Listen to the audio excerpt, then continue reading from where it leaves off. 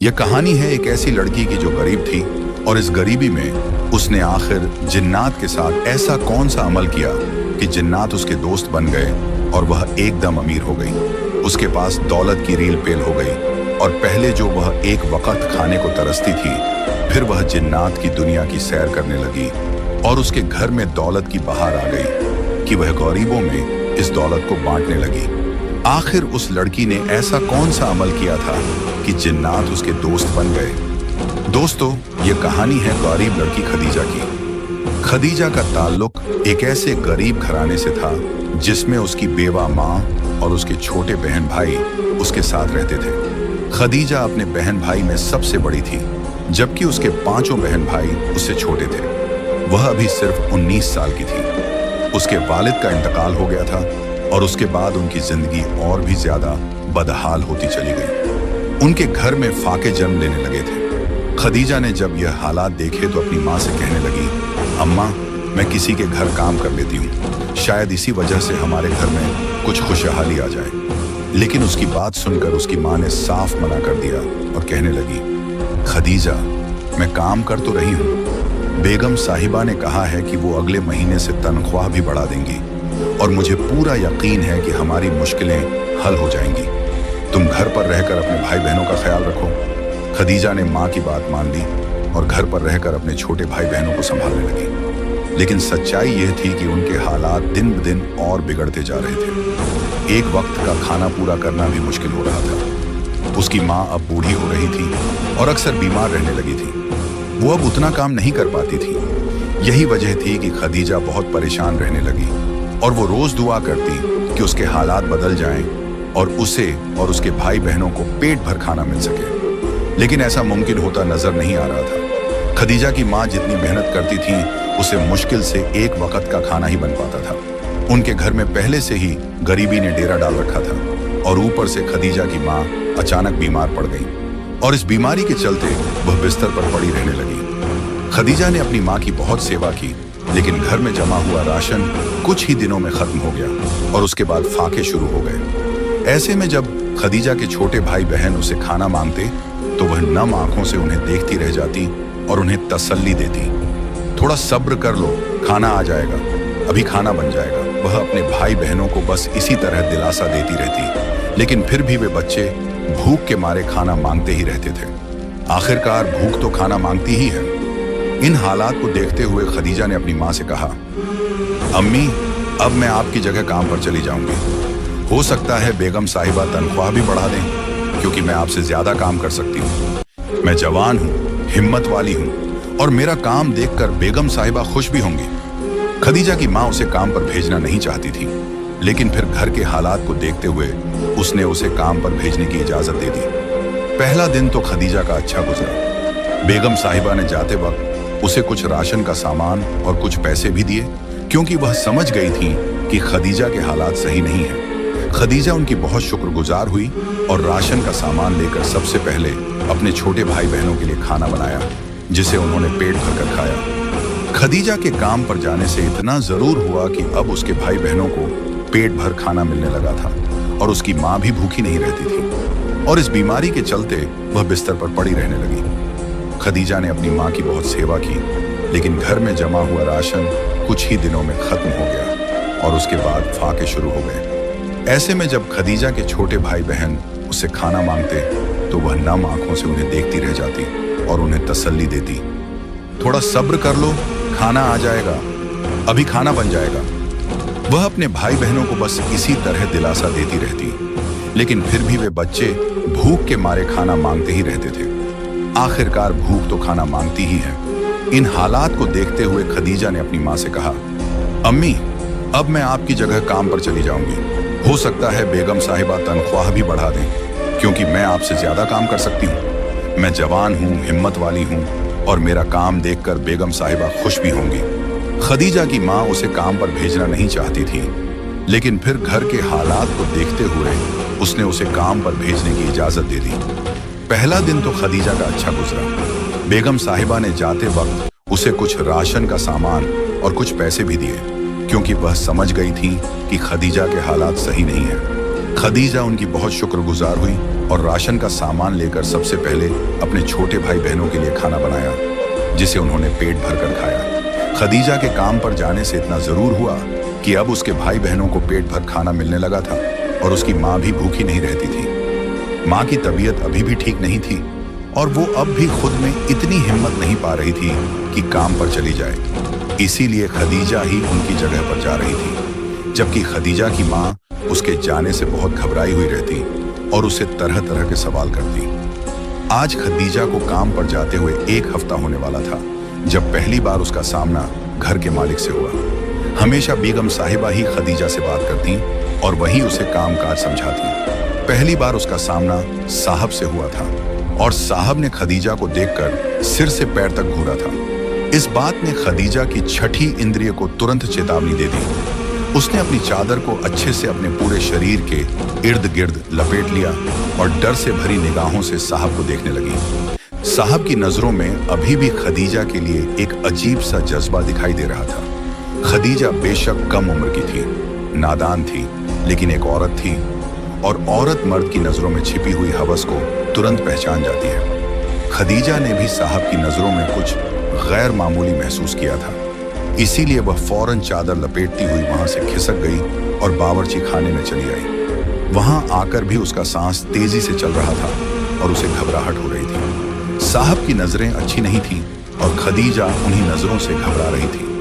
शाम को जब वो घर पहुंची तो उसकी माँ ने उसके चेहरे पर कुछ गैर मामूली बात महसूस कर ली थी। तभी खदीजा से कहने लगी, बेटा क्या बात है, आज तुम कुछ घबराई हुई सी लग रही हो। माँ के पूछने पर खदीजा ने कुछ पल सोचा और फिर कहने लगी, अम्मा आज साहब पहली बार नजर आए, लेकिन उन्हें देखकर बहुत अजीब सा लगा। वो बड़ी अजीब नजरों से मुझे घूर रहे थे। मैं घबरा गई, इसीलिए फौरन बावर्ची खाने में चली गई। खदीजा की माँ ये सुनकर सिहर उठी और कहने लगी, खदीजा बस अब कल से तुम काम पर नहीं जाओगी, मैं ही जाऊंगी। उन साहब की नीयत अच्छी नहीं है, वो हमेशा ऐसे ही करते हैं। बेगम साहिबा ने कितनी ही नौकरानियों को साहब की वजह से घर से निकाल दिया, काम से निकाल दिया। मैं चूंकि अधेड़ उम्र की औरत हूँ और खूबसूरत भी नहीं हूँ, इसीलिए मुझे काम पर रखा हुआ है। तुम्हारी खूबसूरती और तुम्हारी जवानी अब साहब को दिख गई है और अब वो तुम्हें इसी तरह तंग करेगा, इसलिए अब से तुम काम पर नहीं जाओगी। खदीजा की माँ ने उसे मना कर दिया, जबकि वो परेशान हो गई क्योंकि उसकी माँ की हालत अभी ठीक नहीं थी और खदीजा को उसकी माँ ने काम पर जाने से मना कर दिया था। अगले दिन खदीजा ने काम से छुट्टी ले ली। खदीजा की माँ काम पर जाना चाहती थी, लेकिन अपनी तबीयत की वजह से नहीं जा पाई और फिर 2 दिन बाद बेगम साहिबा ने उन्हें जवाब दे दिया और कहा, जब इतनी छुट्टियां करोगे तो मुझे काम करवाने का कोई फायदा नहीं, लिहाजा अब से काम पर आने की कोई जरूरत नहीं है। ये सुनकर खदीजा और उसकी माँ बेहद परेशान हो गई।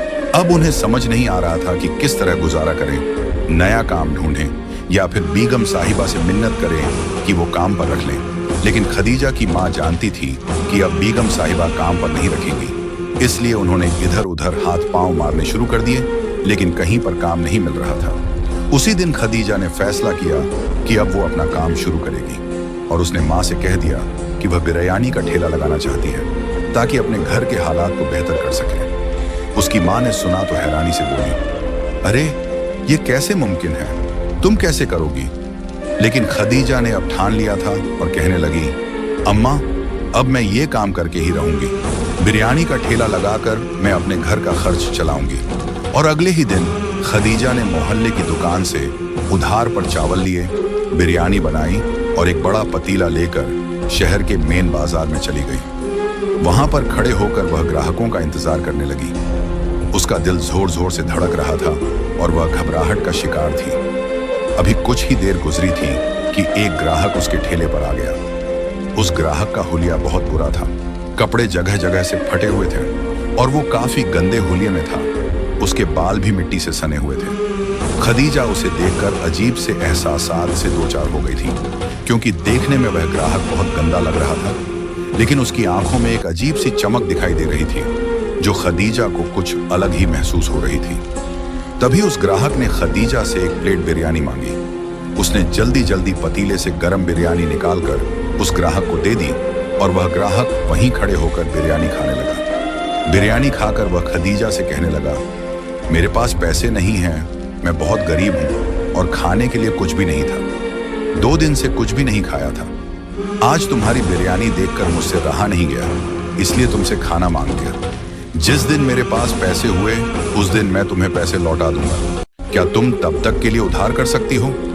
उसकी बात सुनकर खदीजा को अनायास ही अपने दिन याद आ गए और अपने घर में मौजूद फाके, भूखे दिन याद आने लगे। इसीलिए उसने बेहिचक कहा, ठीक है, कोई बात नहीं।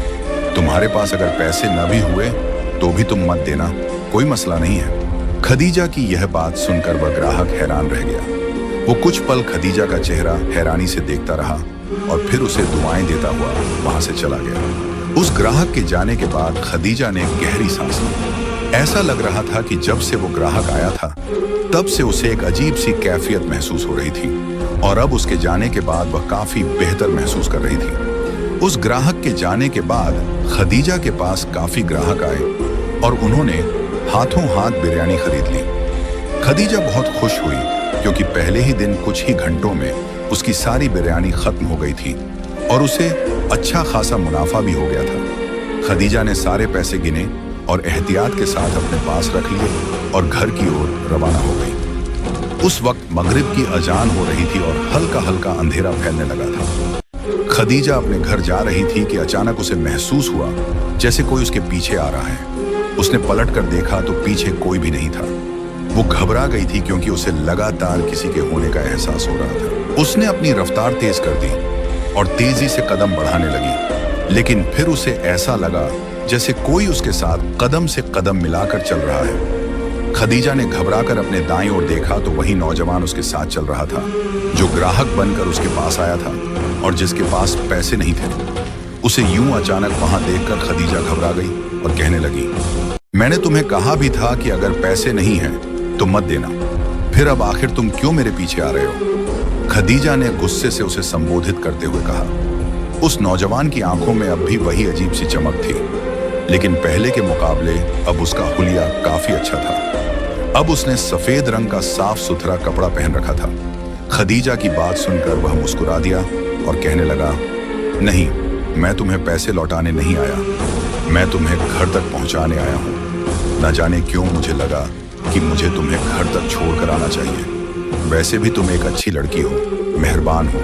तुमने जिस तरह मेरी मदद की, उस मदद ने मेरे दिल में तुम्हारे लिए एक अलग घर बना दिया है और मैं तुम्हारा बेहद शुक्रगुजार हूँ कि तुमने मेरी भूख पर तरस खाया और मुझे पेट भरकर खाना खिलाया। उसकी बात सुनकर खदीजा ने कहा, ठीक है, ये कोई इतनी बड़ी नेकी नहीं है। मेरे पास साधन थे इसलिए मैंने तुम्हें खाना दे दिया। अब तुम यहाँ से जाओ और मेरे लिए और कोई मुश्किल मत बनो। यह कहकर खदीजा ने उसे वहां से जाने के लिए कह दिया। वह कुछ पल खदीजा को देखता रहा और फिर वहां से चला गया। न जाने उस शख्स की आंखों में कैसा रहस्य है, कैसी हालत है जो मुझे हैरान कर देती है और एक अजीब सी भावना से भर देती है। खदीजा ने दिल ही दिल में सोचा और अपने घर की ओर बढ़ गई, जो अब बस कुछ ही कदम दूर रह गया था। उसने खुशी खुशी अपनी माँ को आज की बिक्री के बारे में बताया और कहा, अम्मी, मैंने सारा खाना बेच दिया है और मुझे बहुत अच्छा मुनाफा हुआ है। खदीजा ने खुशी से चहकते हुए अपनी माँ से कहा तो उसकी माँ भी बहुत खुश हो गई और कहने लगी, बेटी, यकीनन ये तेरी अच्छी नीयत की वजह से ही मुमकिन हुआ है। अगर तेरा ये काम चल निकला तो मुझे पूरा यकीन है कि हम बहुत जल्द इन हालात से बाहर निकल आएंगे और एक अच्छी जिंदगी जीने के काबिल हो जाएंगे। माँ की बात सुनकर खदीजा ने सिर हिला दिया।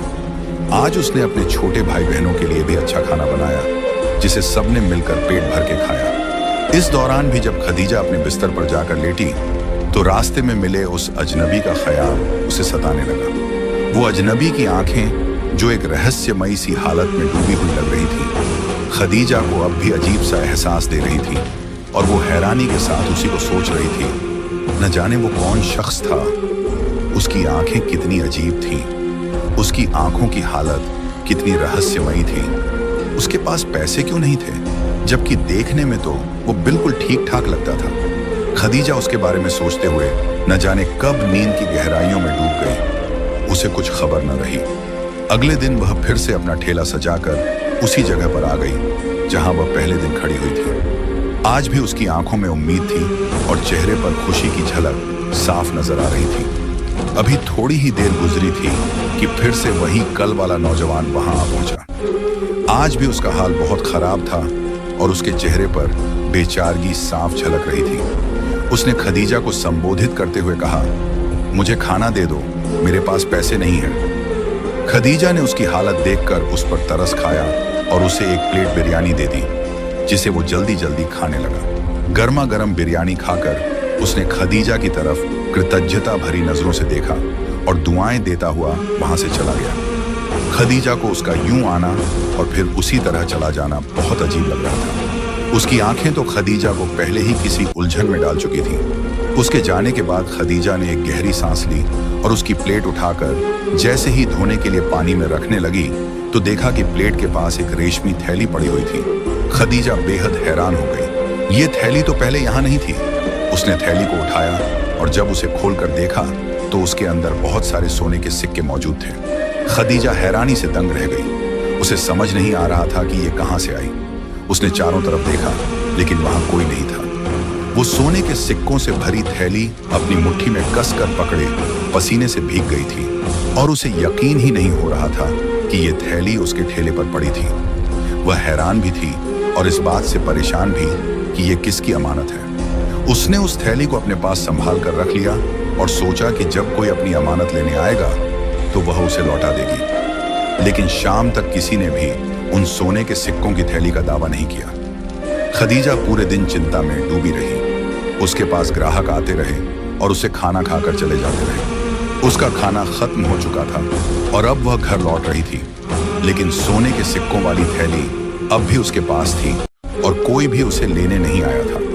तभी जब खदीजा घर लौटने लगी तो उसे फिर से ऐसा महसूस हुआ कि कोई उसके साथ चल रहा है। वह इतनी डर गई कि उसके रोंगटे खड़े हो गए। लेकिन उस शख्स ने जो उसके साथ चल रहा था कहा, खदीजा, मुझसे डरने की जरूरत नहीं है। मैं तुम्हारा भला चाहता हूँ। मैं एक झंझादा हूँ और मेरा ताल्लुक जिन्नात की दुनिया से है। यह सुनकर खदीजा बेहद डर गई और अपनी जगह पर ठिठक गई। उसे एक कदम भी उठाना मुश्किल हो गया। वह हैरानी से उस शख्स का चेहरा देखने लगी और बोली, क्या तुम मजाक कर रहे हो?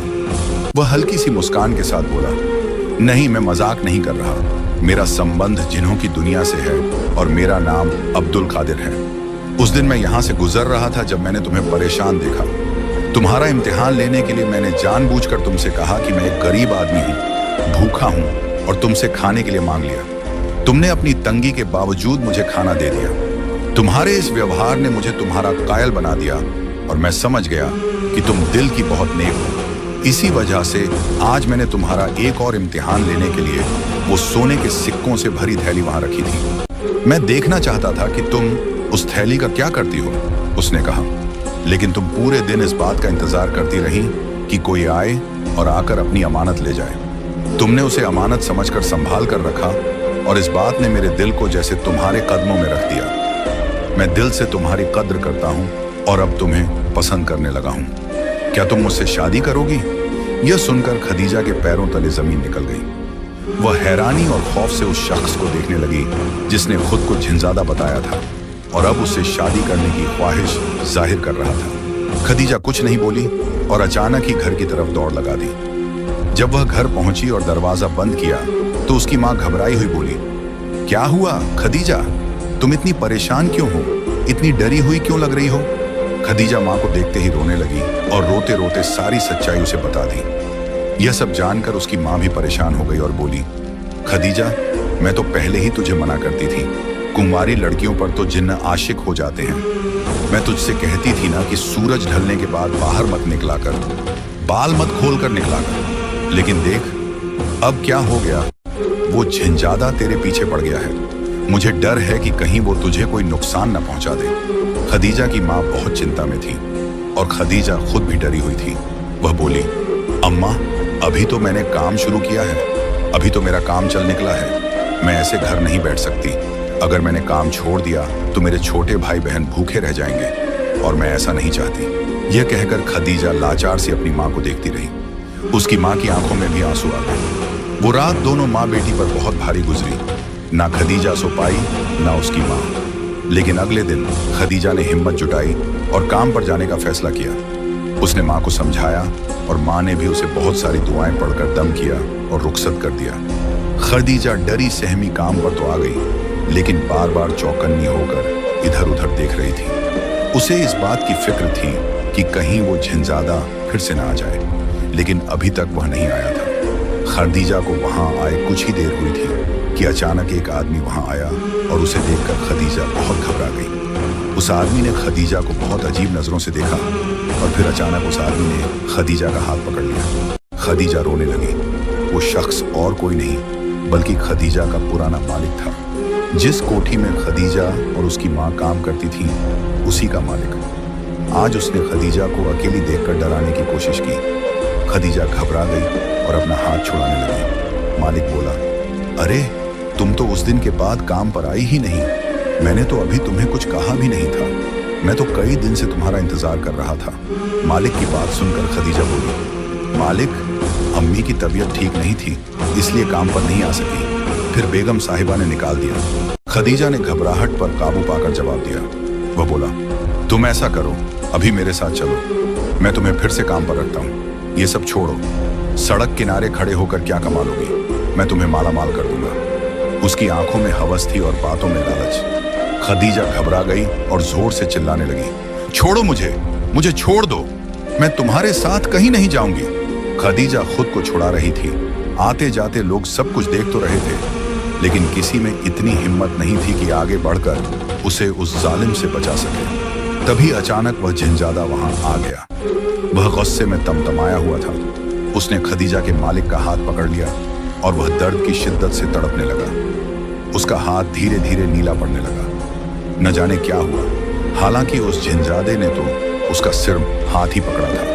वो मालिक दर्द से चिल्लाने और कराहने लगा, लेकिन झिंजादे को उस पर कोई तरस नहीं आया। खदीजा यह सब हैरानी और डर से देख रही थी और फिर वह बेहोश होकर जमीन पर गिर पड़ी। न जाने कितनी देर के बाद उसे होश आया। जब होश आया तो वह अपने कमरे में अपने बिस्तर पर थी। वह एकदम से घबराकर उठ बैठी। उसकी माँ ने जब उसे होश में आते देखा तो बेइख्तियार अल्लाह का शुक्र अदा किया। मैं नहीं जानता था कि तुम्हारा ताल्लुक एक गैर मरई अदृश्य मखलूक से है। अगर मुझे इसका इल्म होता तो मैं कभी तुम्हें तंग न करता। मुझे माफ कर दो और मेरा बाजू ठीक करवा दो। ये सुनकर खदीजा हैरान रह गई। उसने मालिक से कहा, इसमें मेरा कोई कसूर नहीं है। ये सब कुछ अब्दुल कादिर का किया धरा है, वही मेरे पीछे पड़ा हुआ है।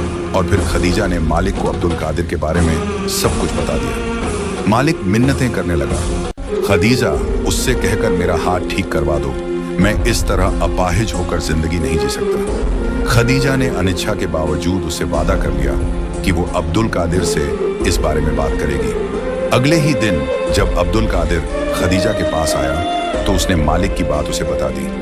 अब्दुल कादिर बोला, तुम बहुत नरम दिल लड़की हो, जो ऐसे शख्स को भी माफ कर रही हो जिसने तुम्हारी इज्जत पर हमला करने की कोशिश की थी। लेकिन तुम्हारी खातिर मैं उसे माफ करता हूँ और उसका हाथ ठीक कर देता हूँ। लेकिन अब्दुल कादिर आगे बोला, आज के बाद तुम ना तो यहाँ ठेला लगाओगी और ना ही घर से बाहर निकलोगी। मैं तुम्हारी हिफाजत करूंगा और तुम्हें इतनी दौलत दूंगा कि तुम हैरान रह जाओगी।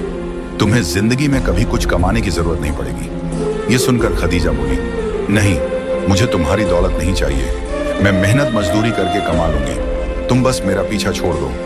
एक जिन्नात से रिश्ता रखना कोई अच्छी बात नहीं है। लोग डरने लगेंगे जब उन्हें हमारे बारे में पता चलेगा।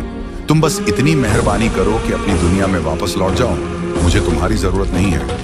खदीजा की बात सुनकर अब्दुल कादिर के चेहरे पर एक गहरी उदासी छा गई। वह कुछ पल खदीजा को वहीं खड़ा देखता रहा, फिर चुपचाप चला गया। जब खदीजा घर लौटी तो उसने देखा कि उसकी माँ के पास एक बड़ी थैली थी जो सोने की अशर्फियों से भरी हुई थी और उसमें ढेर सारी रकम भी मौजूद थी। खदीजा ने हैरानी से माँ से पूछा, अम्मा, ये सब कहाँ से आया?